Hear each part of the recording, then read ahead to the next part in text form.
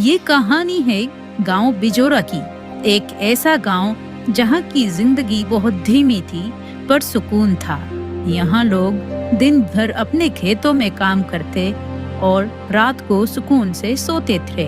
गांव का अधेड़ उम्र का हरि प्रसाद, जिसे सब काका कहकर बुलाते थे, अपने खेत पर जाने के लिए तैयार था। अरे सावित्री, मेरी लाठी कहाँ रख दी?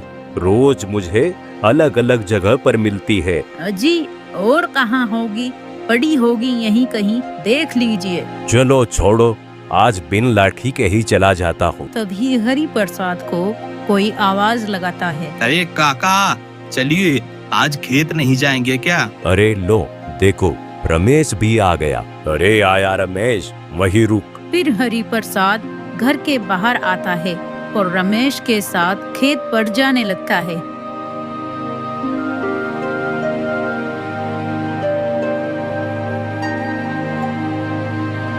फिर खेत में आकर वो दोनों काम करने लगते हैं।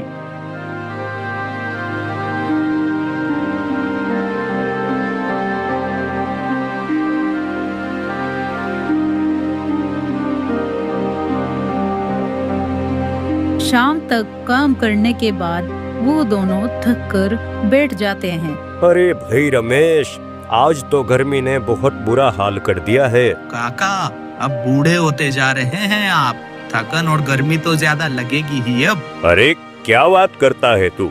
अभी भी तुझ जैसे दो को मैं अकेला काफी हूँ।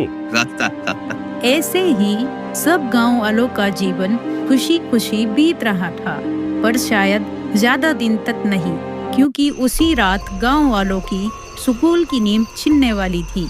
कोई गांव के किसान हरिया के घर पर निगरानी कर रहा था कि तभी हरिया को कुछ आवाज सुनाई देती है, जैसे घर के ऊपर से कुछ गुजरा हो। सीमा, क्या तुम्हें भी वो आवाज सुनाई दी? कैसी आवाज जी? ऐसा लगा जैसे कोई छत के ऊपर से गुजरा हो। अरे कुछ नहीं, बिल्ली होगी। काफी रात हो गई है, सो जाइए अब। हरिया ज्यादा गौर नहीं देता और फिर वो दोनों सो जाते हैं।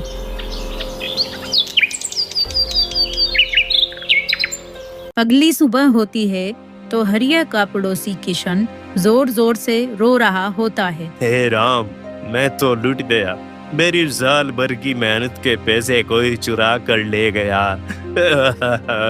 किशन को रोता हुआ देख हरिया उसके पास आकर पूछता है। क्या हुआ किशन भाई, रो क्यों रहे हो? क्या बताऊं हरिया भाई, कल ही बाजार से फसल बेच कर आया था। फसल के सारी जमा पूंजी चुरा कर ले गया कोई। परे नहीं, ये तो बहुत बुरा हुआ। मुझे रात ही शक हो रहा था, न जाने कैसी अजीब सी आवाजें आ रही थी, कोई छत के ऊपर से घूम रहा हो जैसे। बिजोरा गांव में पहली बार चोरी हुई थी, वो गई बिना किसी हलचल और सबूत के। चलो किशन, मुखिया जी के पास चलते हैं, शायद कोई हल निकल जाए। फिर हरिया किशन को लेकर मुखिया के घर की ओर चल देता है।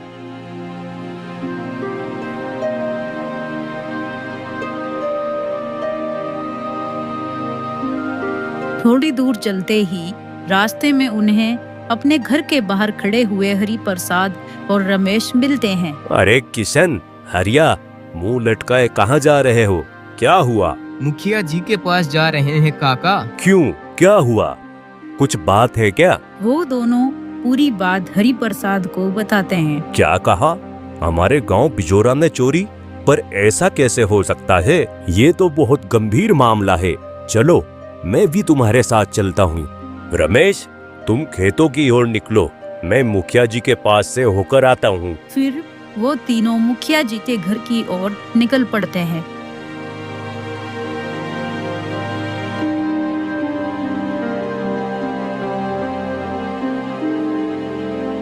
अरे रामबीन, उस मुकेश की जमीन का क्या रहा? कुछ नहीं मुखिया जी, कहता है अभी बेचने का मन नहीं है। बस ध्यान रहे, जब भी उसका मन हो वो जमीन हमारे पास ही आए। तभी हरिया, किशन और हरि प्रसाद मुखिया के दरवाजे पर पहुंचते हैं। राम राम मुखिया जी, बड़ी परेशानी लेकर आए हैं। क्या परेशानी हरिया, क्या हुआ? मुखिया जी, मेरे घर में रात चोरी हो गई। मेरी फसल की सारी कमाई सब कुछ 1 रुपया भी नहीं छोड़ा किसी ने। क्या कहा? हमारे गांव में चोरी? जी मुखिया जी, और हरिया को रात में कुछ अजीब आवाज भी सुनाई दी थी, जैसे कोई चीज छत के ऊपर से गुजरी हो। धीरे धीरे सब गांव वाले एक जगह पर इकट्ठा होने लगते हैं और सब इस तरह की अजीब तरीके की चोरी को देखकर हैरान थे। कोई कहता है कि हमारे गांव में चोर कैसे घुस आए, तो कोई बोलता है ये तो कोई जादू टोटका लग रहा है। ऐसा चोर तो हमने कभी नहीं देखा। ना पाँव के निशान, ना दरवाजा टूटा और ना उसे किसी कुत्ते ने भौंका। मुझे तो लगता है कोई ऊपर से उड़कर आया है। मजाक मत उड़ाओ, कुछ तो गड़बड़ है। आज रात सब लोग पहरा देंगे गांव में। रात आती है तो सब गांव वाले अपने अपने घरों के बाहर पहरे पर खड़े हो जाते हैं। हमारे जमाने में चोर लाठी से डरते थे, अब तो लालटेन की रोशनी से भी नहीं भागते। अब चोर होशियार हो गए हैं काका, पैसे नहीं काबू में नहीं आते। हंसी मजाक बंद करो, सब लोग पहरे पर ध्यान दो। काका, मैं और किशन पूरब के खेतों की ओर निगरानी करेंगे। ठीक है, मैं कुएं के पास देखभाल करूंगा। सब लोग अलग अलग जगह पर पहरा देते हैं।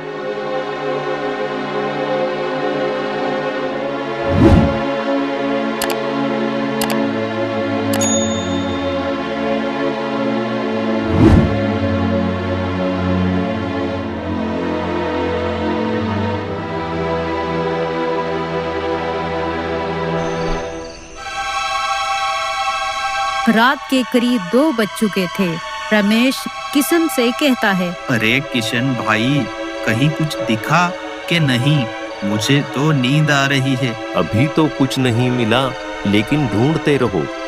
तभी उनके ऊपर से किसी चीज के गुजरने की आवाज आती है। अरे किशन, सुना तुमने? कुछ आवाज आई है।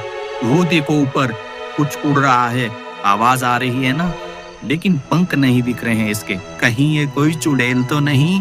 धत बुड़बक, चुड़ैल नहीं बे, ये शहर वालों की उड़ती हुई मशीन है। चलो, सुबह होते ही मुखिया जी को बताएंगे। ड्रोन एक झोपड़ी के ऊपर रुकता है और फिर तेजी से उड़कर अंधेरे में गायब हो जाता है।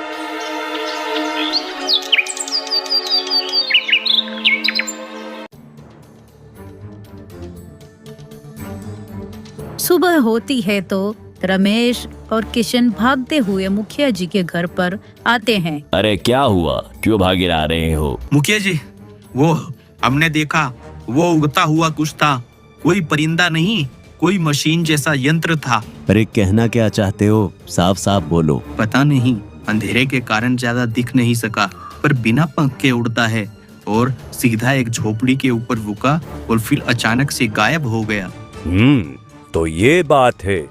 शायद कोई उस यंत्र से गांव पर निगरानी करता है और चोरी भी कोई इंसान ही करता है। पर गांव में ऐसा यंत्र कौन लाएगा? ये कोई गांव वाले का काम तो नहीं लगता।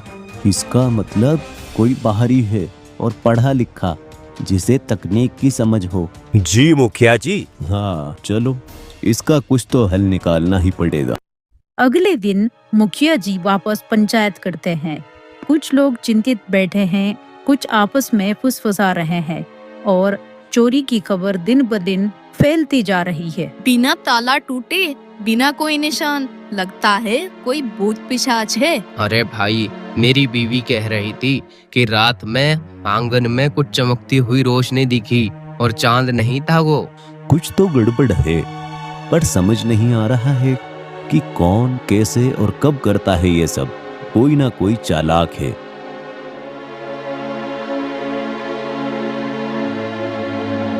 रात में वो ड्रोन एक और घर के ऊपर आता है और उस घर में भी चोरी हो जाती है और किसी को कुछ पता नहीं चलता। अगली सुबह सब लोग उसी घर के बाहर इकट्ठा होते हैं। भाई हद हो गई अब तो। ना कुछ दिखता है, ना कोई आवाज, सब कुछ गायब। काका, आपको याद है हरिया बता रहा था कि उसकी छत के ऊपर से कुछ गुजरा था? हाँ, पर अब तो रोज किसी न किसी घर से कुछ ना कुछ गायब हो ही रहा है। कुछ भी समझ नहीं आ रहा। गांव वालों के इतना पहरा देने के बाद भी चोरी नहीं रुकती और ऐसे ही चलता रहता है।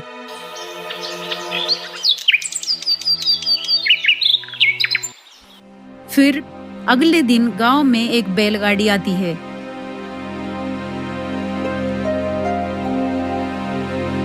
उसमें से अर्जुन नाम का एक युवक उतरता है जो हरि प्रसाद का पोता होता है। वाह, कितना बदल गया है गांव, पर मिट्टी की खुशबू आज भी वही है।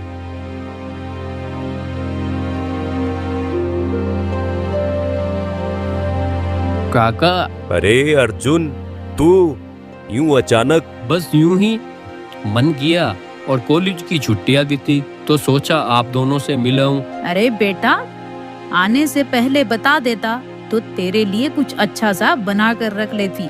कोई बात नहीं काकी, आपके हाथ की रोटी और अचार अब बैठकर आराम से खाऊंगा। अरे सुन अर्जुन, गांव में बड़ी गड़बड़ है आजकल।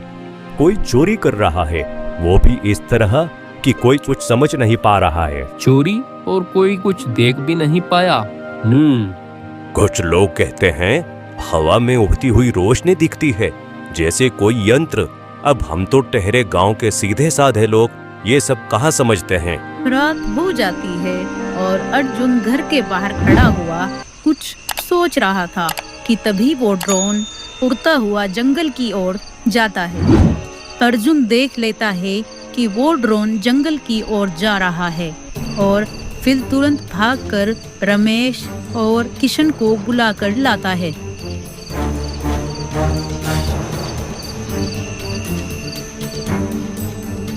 आप दोनों मेरे साथ चलिए, अब असली चोर को पकड़ने का वक्त आ गया है। तीनों जंगल की ओर दौड़ते हैं। वो तीनों अलग अलग रास्तों से जंगल में आते हैं और जंगल के बीचों बीच आकर देखते हैं कि एक पेड़ के नीचे दो आदमी खड़े हैं, जिनमें से एक के हाथ में ड्रोन का कंट्रोल है। देरी ना करते हुए अर्जुन उन दोनों चोरों को दबोच लेता है।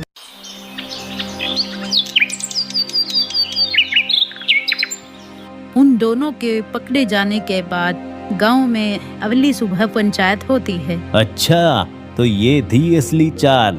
एक ने ड्रोन से निगरानी की और दूसरा चुपचाप जाकर चोरी करता रहा। अरे भाई, पहले तो लाठी और लालटेन ही काफी थे, अब मोबाइल और इंटरनेट भी रखने पड़ेंगे क्या? थोड़ा टेक्नोलॉजी तो सीखना पड़ेगा दद्दू, मैं आपको सब सिखा दूंगा। हाँ हरि प्रसाद जी, अब लाठी से नहीं वाईफाई से चौकसी करनी होगी।